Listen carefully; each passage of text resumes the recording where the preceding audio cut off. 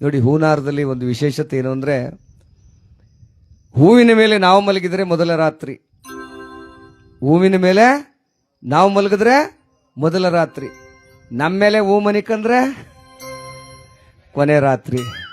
ನೋಡಿ ಎಷ್ಟು ಚೆನ್ನಾಗಿದೆ ಅಲ್ವವ್ವ? ಅದಕ್ಕೆ ನೋಡಿ, ಹೂನಾರದಲ್ಲೂ ಕೂಡ ಒಂದು ಜೀವನದ ಸಂದೇಶವಿದೆ. ಹೂವಿನ ಮೇಲೆ ನಾವು ಮಲಗಿದ್ರೆ ಮೊದಲ ರಾತ್ರಿ, ನಮ್ಮ ಮೇಲೆ ಹೂ ಮನಿಕೊಂಡ್ರೆ ಅದು ಕೊನೆ ರಾತ್ರಿ, ಮುಗ್ದೈತ್ ಕತೆ ಅಂತೇಳಿ. ಹಾರ ಹಾಕೋದು ಹೆಚ್ಚಲ್ಲ, ಅವರ ಪ್ರೀತಿ ಇದರೊಳಗಿದೆ ಅಂತೇಳಿ. ನೋಡಿ, ಬರೀ ಹೂ ಮಾತ್ರ ಕಣ್ಣಿಗೆ ಕಾಣ್ತಾ ಇದೆ, ಅದರೊಳಗಿರೋ ದಾರ ಯಾರಿಗೂ ಕಾಣ್ತಾ ಇಲ್ಲ. ನಿಜವಾಗ್ಲೂ ಸೇರ್ಬೇಕಾದದ್ದು ಕೃತಜ್ಞತೆ ದಾರಕ್ಕೆ. ದಾರ ನಮ್ಮನ್ನೆಲ್ಲ ಕಟ್ಟಿ ಹಾರವಾಗಿ ಇಲ್ಲಿಗೆ ಕಳಿಸಿದೆ ಅದು ದಾರ. ನೋಡಿ, ಹೂವಿನಿಂದ ನಾರು ಸ್ವರ್ಗ ಸೇರ್ತು ಅಂತೇಳಿ. ನಾನು ಈ ಹೂನಾರ ಹಾಕ್ಸ್ಕೊಳ್ಳೋದನ್ನೇ ಬಿಟ್ಬಿಟ್ಟಿದ್ದೆ ನಾನು. ಯಾಕೆ ಅಂತ ಅಂದರೆ, ಕೆಲವೊಂದೊಂದು ಊರಲ್ಲಿ ಒಂದೊಂದು ಭಾಳ ಅಪಚಾರ ಮಾಡಿಬಿಡ್ತಿದ್ರು ನಮಗೆ. ಈ ಬೆಂಗಳೂರು ಹತ್ರ ಒಂದು ಊರಲ್ಲಿ ಪ್ರೋಗ್ರಾಮ್ ಮಾಡ್ತಾ ಇದ್ದೆ.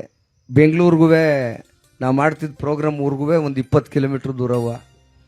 ಕತೆ ಮಾಡ್ತಾವನಿ, ಹಿಂಗೆ ಹಾಡಾಡ್ತಾವನಿ, ಜನ ನಿಮ್ಮಂಗೆ ಪುಣ್ಯಾತ್ಕಿತ್ತರು ಏನು 100 ಜನ ಸೇರ್ಬಿಟ್ಟವ್ರೆ. ಸಣ್ಣದಾಗ ಮಳೆ ನಿಂತ ಕೂತದೆ, ಇವತ್ತು ನಿಂತಲ್ಲ ಹಂಗೆ. ಆ ಹುಡುಗ ತಲೆ ಬೋಳ್ಸ್ಕೊಂಡು ಅವ್ರ ಅವ್ವನ ಫೋಟೋಕ್ಕೆ ಪೂಜೆ ಮಾಡ್ಕೊ ಕೂತಿದ್ದ. 12 ಗಂಟೆ ಟೈಮು. ಅವ್ರ ಅಪ್ಪ ಸುಮ್ಮನೆ ಮನಗಿದ್ದವನು ಎದ್ದು ಸುಮ್ಮನೆ ಕೂತ್ಕೋಕಿಲ್ಲ. ಬಂದು ಆ ವೈದ್ಯನಿಗೆ ದುಕ್ಕು ಒದ್ದಿಟ್ಬಿಟ್ಟು ಹಂಗೆ ಆ ತಲೆ ಬೋಳ್ಸ್ಕೊಂಡ್ರು ವೈದ್ಯನಿಗೆ.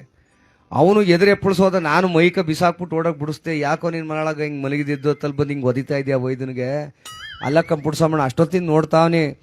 ಆ ಕತೆ ಎಷ್ಟೊಂದು ಚೆನ್ನಾಗಿ ಮಾಡ್ತಾ ಇದೀವಿ, ಒಂದು ಹೂನಾರ ಹಾಕೋ ಯೋಗ್ಯತೆ ಅಲ್ವೇ ಬಡ್ಡಿ ಮಗನಿಗೆ ಇವನಿಗೆ ಅಂದ.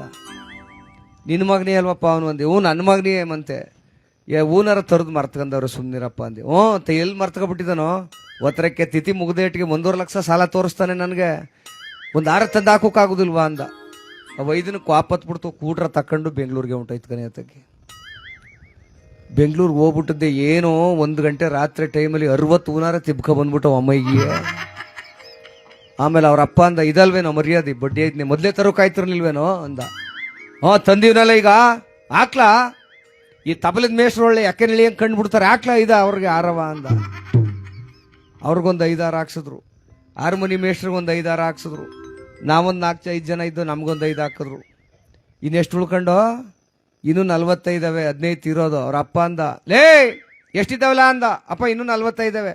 ಒಂದು ಕೆಲಸ ಮಾಡ್ಲಾ, ಕೂತ್ಕೊಂಡು ನೋಡ್ತಾರಲ್ಲ ಹೆಂಗಸ್ರು ಮಕ್ಕಳು, ಒಮ್ಮೈಗೆ ಹಾಕಬಲ್ಲ ಎಲ್ರಿಗೂ ಅಂದ. ಹೆಂಗಸ್ರು ಏನು ಹೂನಾರ ಹಾಕ ಸುಮ್ ಕೂತ್ಕೊಂಡಾರ, ಫೋಟೋ ತಕ್ಕಂದು ಈ ಮೊಬೈಲ್ ತಕ್ಕಂದು ಸೆಲ್ಫಿ ತಕ್ಕತ್ತಾರೆ, ಅಟಯ್ಯ ಅಂತ. ನಾನು ಸುಮ್ಮನಿರ್ನಾರ್ದೇನೆ ಕೇಳಿದೆ ಆ ಹುಡುಗನ್ನ, ಇಷ್ಟೊತ್ತಿನ ರಾತ್ರಿ ಮಳೆ ಒಳಗೆ ಹೋಗಿದ್ಯಲ್ಲ 20 ಕಿಲೋಮೀಟ್ರ್ ಹೂನಾರ ತರೋಕ್ಕೆ, ನಿನಗೇನು ಗೊತ್ತಾಗೋದಿಲ್ವೇನೆಯ? ಏನಾರು ಹೆಚ್ಚು ಕಮ್ಮಿ ಆದ್ರೆ ಏನು ಇದು ಅಂದೆ. ನಾವು ಸುಮ್ಮನಾಡು ಕತೆಯ ಉಂಕನ. ಓಹೋ, ನಿನಗೇನು ಉಳ್ದೋಗದೆ ಅಂತ ಹೋಗಿದ್ದಿ ಬೆಂಗಳೂರಿಗೆ ಹೂನಾರ ತರೋಕ್ಕೆ ಅಂದ. ಯಪ್ಪ ಇನ್ನೆಲ್ಲ ತಂದೆ ಅಂದೆ. ಅಯ್ಯೋ, ನಮ್ಮವನ್ ಸಮಾಧಿ ಮೇಲೆಲ್ಲ ಗುಡ್ಡಿ ಹಾಕಿದ್ರಲ್ಲಣ್ಣ, ಗೋರ್ಕ ಬಂದು ಹಾಕಿವನ್ಕನ ಸುಮ್ಮನೆ ಆಡು ನೀವು ಅಂತ. ಅವತ್ತಿಂದ ಹೂನಾರ ಹಾಕ್ಸ್ಕೊಳ್ಳೋದೇ ಬಿಟ್ಬಿಟ್ಟಿದೆ. ಆದ್ರೆ ನಮ್ಮ ಮಂಜಣ್ಣವರು ಒಳ್ಳೆ ಹೂನಾರ ತಂದು ಹಾಕವ್ರ ಪುಣ್ಯಾತ್ಮರು. ಅವ್ರಿಗೊಂದು ಜೋರಾದ ಚಪ್ಪಾಳಿ ಬರ್ಲಿ ಕಣ್ರವ. ಹೀಗೆ ನಗ್ನಗ್ತಾ ಇದ್ರೆ ನಿಮ್ಮ ಆರೋಗ್ಯ ಸುಖಮಯವಾಗಿರ್ತದೆ ಅಂತ. ಏನು ಎಲ್ಲ ಬರ್ರಾಗಿ ಇಟ್ಕೊಂಡ್ರಂಗೆ ಎಲ್ಲ ಏನು ಮೂಲಿಕತ ಕೂತ್ಕೋಬಾರ್ದು. ನಂಜೇಗೌಡ್ರಿಗೆ ವಯಸ್ಸಾಗದೆ, ಅವರು ಓದದ್ದು ಆ ಪರಮಾತ್ಮನ ಸೇವೆಗೆ ಹೋಗಿದ್ದಾರೆ. ಇನ್ನೆಷ್ಟು ವರ್ಷ ಇರಬೇಕು ಅಂತ? ಇನ್ನೆಷ್ಟು ವರ್ಷ ಇರಬೇಕು?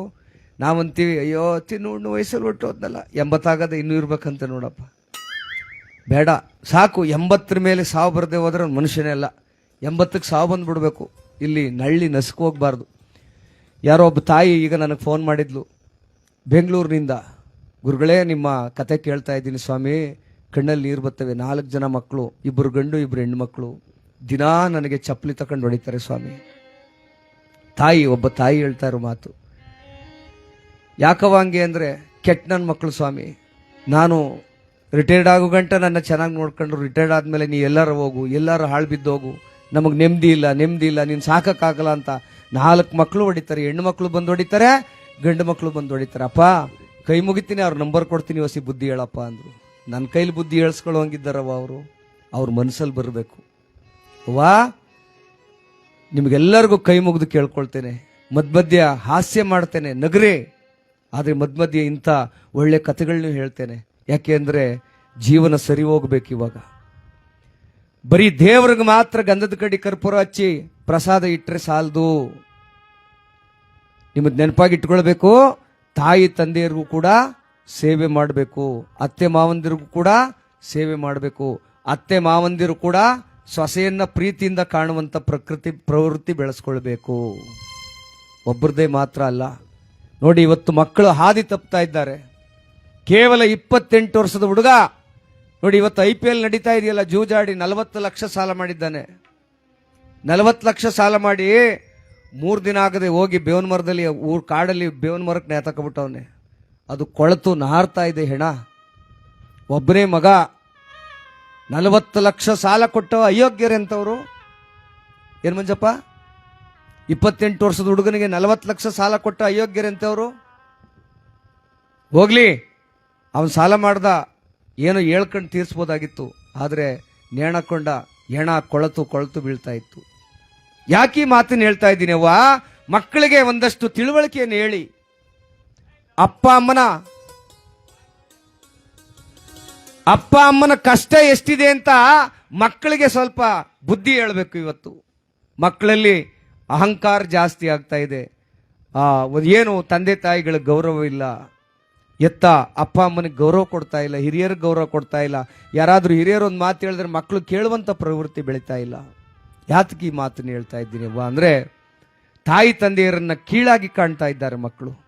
ವಯಸ್ಸಾದ ಮೇಲೆ ಯಾಕೆ ಬದುಕಿದ್ದಳೋ ಇವಳು ಅಂತಾರೆ ಮಕ್ಕಳು. ಎಷ್ಟೋ ಜನ ತಗೊಂಡೋಗಿ ಹೆಣ್ಮಕ್ಳು ಮನೆಗೆ ಬಿಡ್ತಾರೆ, ಗಂಡು ಮಕ್ಕಳು. ಯಾಕೆ ಹೇಳಿ? ಎಂಥ ಅವಮಾನ ಗೊತ್ತಾ ಅದು?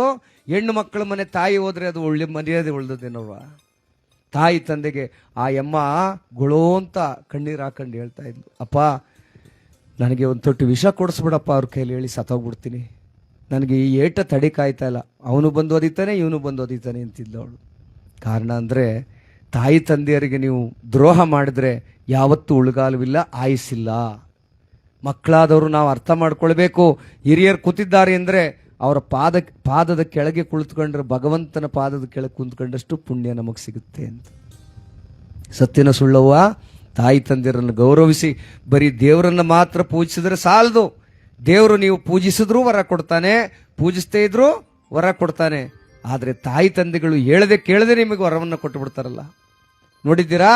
ಅವ್ರ ಕಾಲು ಬದಿಯಾಗಿದ್ರೆ ನಮ್ಮ ಕಾಲು ಸ್ವಚ್ಛವಾಗಿರ್ತದೆ. ಕಾರಣ ಏನು ಅಂದರೆ, ಅವರ ಬದಿಯಲ್ಲಿದ್ದಂಥ ಆ ನೋವು ನಮಗೆ ಬರಬಾರ್ದು ಅಂತ ನಮ್ಮನ್ನು ಸುಖ ಜೀವನದಲ್ಲಿ ಬೆಳೆಸ್ತಾರೆ. ಅವರು ಅರ್ಧೋದ ಚಡ್ಡಿ ಅರ್ಧೋದ ಬನೀನ್ ಹಾಕೊಂಡಿದ್ರು ಕೂಡ ನಮಗೆ ಒಳ್ಳೆ ಬ್ರ್ಯಾಂಡೆಡ್ ಅಂಗಿ ಪ್ಯಾಂಟು ಕೊಡಿಸ್ತಾರೆ. ನಾವು ಬರಿಗಾಲಲ್ಲಿ ನಡಿಬಾರ್ದು ಅಂತ ತಂದೆ ಬರಿಗಾಲಲ್ಲಿ ನಡೆದ್ರೂ ಕೂಡ ಮಕ್ಕಳಿಗೆ ಬ್ರ್ಯಾಂಡೆಡ್ ಚಪ್ಪಲಿ ಕೊಡಿಸ್ತಾರೆ. ತಾಯಿ ಮನೆಯಲ್ಲಿ ಇರಲಿ ಇಲ್ಲದೆ ಹೋಗ್ಲಿ, ಮಕ್ಕಳು ಟೈಮಿಗೆ ಬರ್ತಾರೆ ಅಂತೇಳಿ ಏನಾದರೂ ಮಾಡಿ ಒಂದು ತುತ್ತು ಬೇಯಿಸಾಕ್ತಾಳಲ್ಲ ಅನ್ನಪೂರ್ಣೇಶ್ವರಿ, ಅಂಥವ್ರಿಗೆ ದ್ರೋಹ ಮಾಡಬಾರ್ದು, ಅಂಥವ್ರಿಗೆ ಮೋಸ ಮಾಡಬಾರ್ದು. ಅದಕ್ಕೆ ಹೇಳ್ತಾರೆ, ಏನೆಲ್ಲ ಮರೆತರು ತಮ್ಮ ಹಡೆದವರ ನೀ ಮರಿಬೇಡ. ತಂದೆ ತಾಯಿಗಳನ್ನ ಮರಿಬೇಡಿ ಅಪ್ಪ. ಅವ್ವ, ಹರಿಕತೆ ಅಂದ್ರೆ ಇದೆ. ನಮ್ಮನ್ನು ನಾವು ತಿದ್ದಿಕೊಳ್ಳುವುದೇ ಹರಿಕತೆ, ನಮ್ಮನ್ನು ನಾವು ಸ್ವಚ್ಛವಾಗಿ ಇಟ್ಟುಕೊಳ್ಳೋದೇ ಹರಿಕತೆ. ಅದರಿಂದ ಇವತ್ತು ಮಕ್ಕಳು 20 ವರ್ಷಕ್ಕೆ 30 ವರ್ಷಕ್ಕೆ ಮಂಜಪ್ಪ ಎಲ್ಲ ಕಡೆ ನಾನು ಪ್ರೋಗ್ರಾಮ್ ಮಾಡೋಕೆ ಹೋಗ್ತೀನಲ್ಲ, ನಿನ್ನೆ ಹೋಗಿದ್ದಂಥ ಒಂದು ಊರಲ್ಲಿ ಒಂದು ಹುಡುಗ ಗಾಂಜಾ ಸೇರ್ತಿದ್ದಂತೆ ನೋಡಪ್ಪ. ಗಾಂಜಾ ಡ್ರಿಂಕ್ಸು ಕುಡಿದು ಕುಡಿದು ಕುಡಿದು ಲಿವರು ಊದ್ಕೊಂಡು ಸತ್ತೋಗ್ಬಿಟ್ಟಪ್ಪ. ಈ ದಿಕ್ಕು ಇಲ್ಲ ದೆಸವಿಲ್ಲ, ಮನೆಗೆ ಯಾರು ಇಲ್ಲ, ಒಬ್ಬನೇ ಮಗ. ಏನಪ್ಪ ಮಾಡೋದು?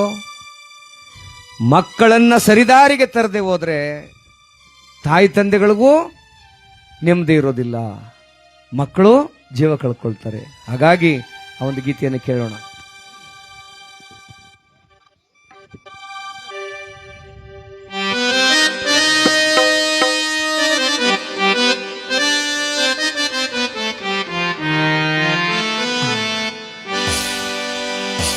ಏನೆಲ್ಲ ಮರೆತರು ತಮ್ಮ ಹಡೆದವರ ನೀ ಮರಿಬೇಡ, ಉಪಕಾರ ತೀರಿಸಬೇಕು, ಈ ಮಾತು ತಿಳಿದು ನೋಡ.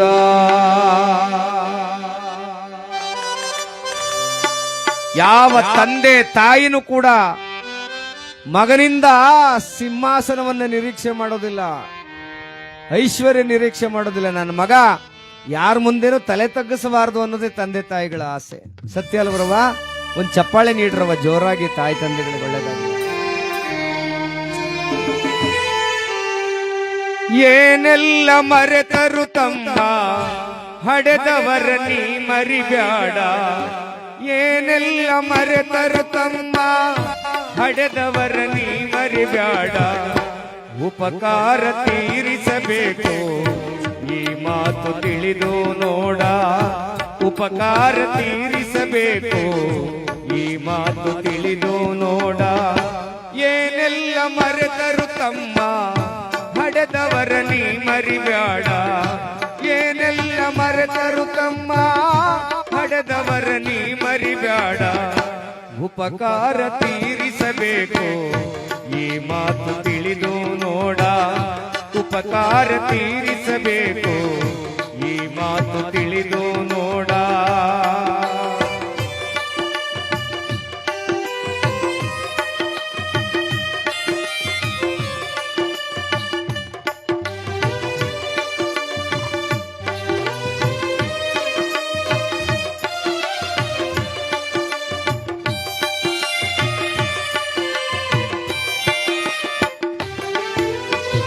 ಕೋಟಿ ಹಣವ ಗಳಿಸಲು ಬಹುದು, ಮಹಡಿ ಮನೆಯ ಕಟ್ಟಲು ಬಹುದು.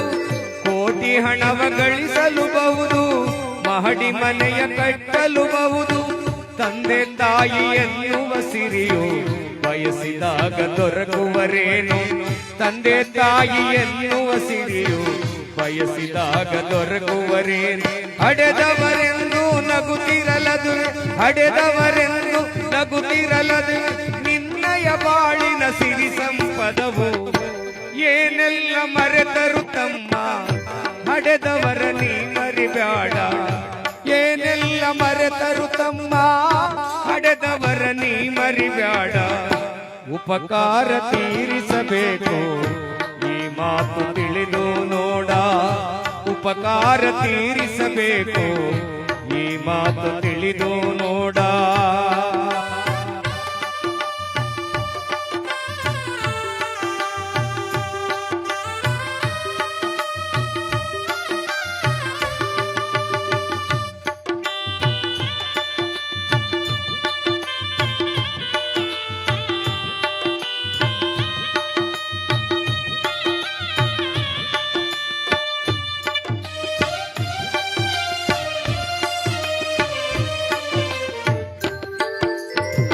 ಹಣವ ಕೊಟ್ಟು ಮಡದಿಯರನ್ನು ಸುಲಭದಲ್ಲಿ ಕೊಳ್ಳಲು ಬಹುದು.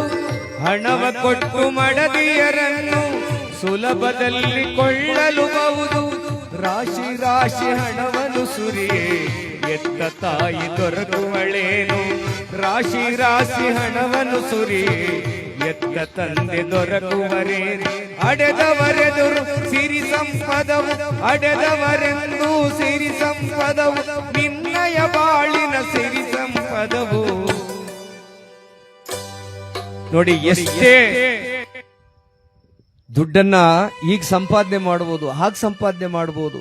1000 ಜನ ಹೆಂಡತಿರಾಗಿ ಬರೋದಕ್ಕೆ ಸಿದ್ಧವಾಗಿದ್ದಾರೆ. ಆದ್ರೆ ತಾಯಿ ತಂದೆ ಆಗ್ಲಿಕ್ಕೆ ಯಾರ ಕೈಲೂ ಆಗೋದಿಲ್ಲ. ಇವತ್ತು ಕಲಬೆರಕೆ ಆಗದೆ ಉಳಿದಿರ್ತಕ್ಕಂಥ ವಸ್ತು ಅಂದ್ರೆ ತಾಯಿ ತಂದೆಯರ ಪ್ರೀತಿ. ನೋಡಿ, ಹಾಲಿಗೆ ಕಲಬೆರಕೆ, ಆಹಾರದಲ್ಲಿ ಕಲಬೆರಕೆ ಆಗ್ತದೆ. ಆದ್ರೆ ತಾಯಿ ತಂದೆಯರ ಪ್ರೀತಿಯನ್ನ ಯಾವತ್ತೂ ಕಲಬೆರಕೆ ಮಾಡಕ್ಕಾಗೋದಿಲ್ಲ.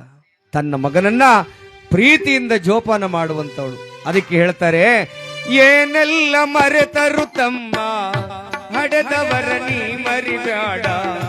ಉಪಕಾರ ತೀರಿಸಬೇಕು ಈ ಮಾತು ತಿಳಿದು ನೋಡ. ಉಪಕಾರ ತೀರಿಸಬೇಕು ಈ ಮಾತು ತಿಳಿದು ನೋಡ.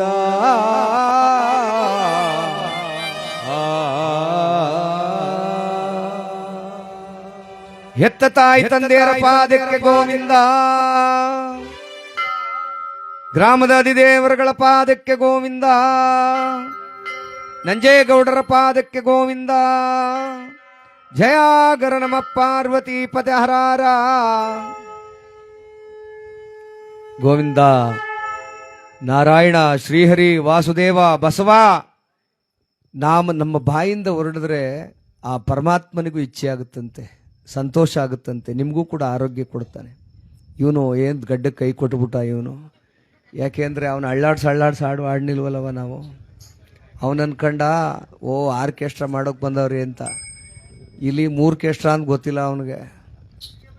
ಹಾಂ, ಕೂತ್ಕೋತಾರೆ ಸುಮ್ಮನಿರಪ್ಪ ಅವ್ರ ಪಾಡ್ಗೆ ಅವ್ರು ಬಂದು. ಯಾಕೆಂದರೆ ಸದ್ಯ ನಮ್ಮ ಈ ದಾಸಪುರದಲ್ಲಿ ಒಂದೇ ಒಂದು ಸಂತೋಷ ಏನಪ್ಪ ಅಂದರೆ ಹುಲಿಗಳಿಲ್ಲ ಕಣಪ್ಪ, ಅದೊಂದೇ ಸಂತೋಷ. ಹುಲಿಗಳು ಅಂದ್ರೆ ನಿನ್ನಂಗೆ ಎಣ್ಣೆ ಹೊಡೆಯೋರಿಲ್ಲ ಅಂದೆ ಅಷ್ಟೇ. ಓ ಇಲ್ಲ, ಈಗ ಸೈಡಿಗೆ ಬಂದದೆ ಒಂದು ಮುದಿ ಹುಲಿ. ಅಲ್ಲೇ ಇರಲಿ. ಓಹೋ ಅಲ್ಲೇ ಇರಲಿ ಅಲ್ಲೇ ಸಾಕು ಬನ್ನಿ.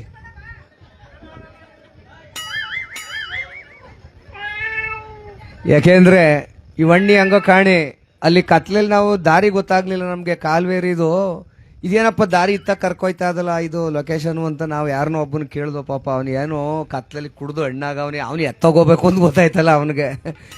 ಏನು ಕಣ್ಣ ಒಳ್ಳೆ ಯಾಕೆನಳ್ಳಿ ಹಂಗೆ ಬಿಡ್ತಾನೆ. ಯಾವ್ರ ಅಂದ. ಅಯ್ಯೋ ನಿನ್ನ ಮನೆಯೊಳಗ ಇಪ್ಪಟ್ಟಿ ಕುಡ್ದಿದ್ದಿಲ್ಲ, ಯಾವ್ರೇ ನೀನು ಅಂದೆ ನಾನು. ನಮ್ಮೂರು ಯಾವ್ದಾರಲ್ಲಿ ನಿಮ್ಮೂರು ಯಾವ್ದ್ರಿ ಅಂದ. ನಾನು ಮಂಡ್ಯದ ಹತ್ರ ಎರಳ್ಳಿ ಅವನು ಕಣಪ್ಪ ಅಂದೆ. ಇದು ದಾಸಪುರ ಇದೆಯಲ್ವಾ ಅಂದೆ. ಇದೆ ದಾಸಪುರ. ಏನೋ ಇಲ್ಲೇ ಅಂದ. ಅದೇ ಕತೆ ಮಾಡೋಕೆ ಬಂದೀವಿ ಅಂದೆ. ಓಹೋ ಕತೆ ಮಾಡೋಕೆ ಬಂದಿದ್ದೀರಾ? ಬಂದೀವಿ ಕಣಪ್ಪ ಅಂದೆ. ಎಷ್ಟು ಆಳು ಬಂದಿದ್ದೀರಿ ಅಂದ. ನಾವೊಂದು 5-6 ಆಳು ಬಂದೀವಿ ಕಣೆ ಅಂದೆ. ಆಮೇಲೆ ಈ ಹೆಣ್ಣಾಳ್ನೋ ಕರ್ಕೊಂಬಂದಿದ್ರಿ ಯಾ ಅಂದ. ಬಡ್ಡಿ ಮಗನೇಲೋ ಗಂಡಾಳ ಮೇಲೆ ಜ್ಞಾನವೇ ಇಲ್ಲ, ಕುಡ್ದಾಗ ಹೆಣ್ಣಾಳ ಮೇಲೆ ಜ್ಞಾನ ಅವನಿಗೆ ಇಲ್ಲ. ರಾತ್ರಿ ಹೊತ್ತು ಅವ್ರು ಗಂಡರು ಕಳ್ಸೋದಿಲ್ಲ ಕಣಪ್ಪ ಅಂದು. ಆಮೇಲೆ ನೀವೆಲ್ಲ ಒಂದೇ ಊರ್ರ ಅಂದ. ಕುಡಿದ್ಬಿಟ್ಟವನೇ. ನಾನು ಮಾತಾಡ್ಸೋದೇ ತಪ್ಪಾಯ್ತು. ಅವನ ಇಲ್ಲ ಕನೆಯ, ಹಾರ್ಮೋನಿ ಬಾರಿಸೋರು KRSನವರು, ತಬಲಾ ಬಾರಿಸೋರು ಚಾಮುಂಡಿ ಬೆಟ್ಟದವರು, ಇವರು ಮರಳೆಗಾಲದವರು, ನಾನು ಮಂಡ್ಯದ ಹತ್ರ ಎರಳ್ಳಿ ಅಂದೆ. ಅದಕ್ಕೆ ಅವನು ಏನು ಅನ್ಬೇಕು? ಓ ಹಂಗಾರೆ ನೀವೆಲ್ಲ ಬೆರಕೆ ಬಿಡತ್ತವೋ. ನೋಡಲ್ಲಿ ಸರಿಯಾಗಿ ಅಂದವನೇನುದ. ಅವನ ಮನೆ ಕಾಯುವಾಗ ಬೆರ್ಸ್ಕೊ ಬಂದಿದ್ರಿ ಅನ್ಬೇಕಾಯ್ತು. ಹಂಗೆ ಅಂದ್ಬಿಟ್ಟ ಅವನು. ಇಂಥ ಮಹಾನ್ ಭಾವ್ರು ಮಾತಾಡೋದೆಲ್ಲ ಕೇಳಿಸ್ಕೊಂಡು ಸಣ್ಣ ಐಕ್ಳು ಬೈದು ಕಲ್ತ್ಕೊಂಡವನಮ್ಮ. ಬೇರೆ ಯಾರು ಬೇಡ. ನನ್ನ ಮಗ ಸಂಜೆ 4 ಗಂಟೆಲಿ ಮಣ್ಕೆರ್ಕ ಆಟ ಆಡ್ತಿದ್ದ. ನಾನು ನನ್ನ ಹೆಂಡ್ತಿ ಕಾಂಪೌಂಡೂರಿಕ ಕೂತಿದ್ದು. ನನ್ನ ಹೆಂಡ್ತಿಗಂದಲೇ ಎಷ್ಟು ಚೆನ್ನಾಗಿ ಆಟ ಆಡ್ತಾವ ನನ್ನ ಮಗ, ಒಂದು ಕಲ್ತಕ ಹೊಡಿತೀನಿ ಕಣೆ. ಏಟು ಬಿದ್ದೇಟ್ಗೆ ಅಪ್ಪ ಅಂದ ಅವ್ವ ಅಂದ ನೋಡುಮ ಅಂದೆ. ನನ್ನ ಹೆಂಡ್ತಿ ಅಂದ್ಲು, ನೀನು ಕರ್ಕುಚ್ಚು ಬುದ್ಧಿ ಬಿಡುದಿಲ್ವಲ್ಲ, ಸುಮ್ಮನೆ ಹೋಗಿ ಮಲಿಕು ಹರಿಕತೆ ಮಾಡ್ಕ ಸಾಕಾಗಿ ಬಂದಿದ್ದೀ ಅಂದು. ಇಲ್ಲ ಸುಮ್ಮನಿರೆ. ಏಟು ಬಿದ್ದೇಟ್ಗೆ ಅಪ್ಪ ಅಂದ್ರೆ ನನ್ನ ಮೇಲೆ ಪ್ರೀತಿ, ಅವ್ವ ಅಂದರೆ ನಿನ್ನ ಮೇಲೆ ಪ್ರೀತಿ ಅಂದೆ. ಹೊಡಿರಿ ಕಲ್ತಕೊಂಡು ಅಂದ್ಲು. ನಾನು ಒಂದು ಸಣ್ಣ ಕಲ್ತಕೊಂಡು ಜೋರಾಗಿ ಹೊಡೆದೆ, ತಲೆ ಮೇಲೆ ಏಟು ಬಿದ್ದು ಬಿಡ್ತು. ಏಟು ಬಿದ್ದೇಟ್ಗೆ ಏನನ್ಬೇಕು ಅವನು? ಯಾವದ್ಲ ಸುಳೆ ಮಗ ಹೊಡೆದವನ್ ಕಲ್ಲ ಅಂತ ಅವನು. ಅಪ್ಪನೂ ಒಂದ್ಲಿಲ್ಲ, ಅವನು ಒಂದ್ಲಿಲ್ಲ. ಅದಕ್ಕೆ ಮಕ್ಕಳಿಗೆ ಈಗಿನಿಂದಲೇ ಸಂಸ್ಕಾರ ಬಹಳ ಮುಖ್ಯ ಅಂತ ಹೇಳ್ತಾ, ನಿಮ್ಮ ನಗುವಿನ ಹಿಂದೆ ಆರೋಗ್ಯವಿದೆ ತಾಯಿ. ಅವ್ವ 100 ವರ್ಷ ಸುಖವಾಗಿ ಬಾಳ್ರವ್ವ. ಜಗತ್ತಿನಲ್ಲಿ ಮನುಷ್ಯನಿಗೆ ಬರಬೇಕಾದದ್ದು ಅಂದರೆ ಆರೋಗ್ಯ, ಪುಣ್ಯ. ಬರಬಾರ್ದು ಅಂದರೆ ಅಹಂಕಾರ. ಇವನ್ನ ಅಹಂಕಾರ ಬರದಾಗೆ ನಾವು ನಗ್ನಗ್ತಾ ಇವತ್ತು ಏನು ನಾವು ಪುಣ್ಯ ಕಾರ್ಯವನ್ನು ಮಾಡ್ತಿದ್ದೀವೋ, ನಿಮಗೂ ಕೂಡ ಆ ಭಗವಂತ ಆಯುಸ್ಸು ಆರೋಗ್ಯವನ್ನು ಕೊಟ್ಟು ಕಾಪಾಡಲಿ.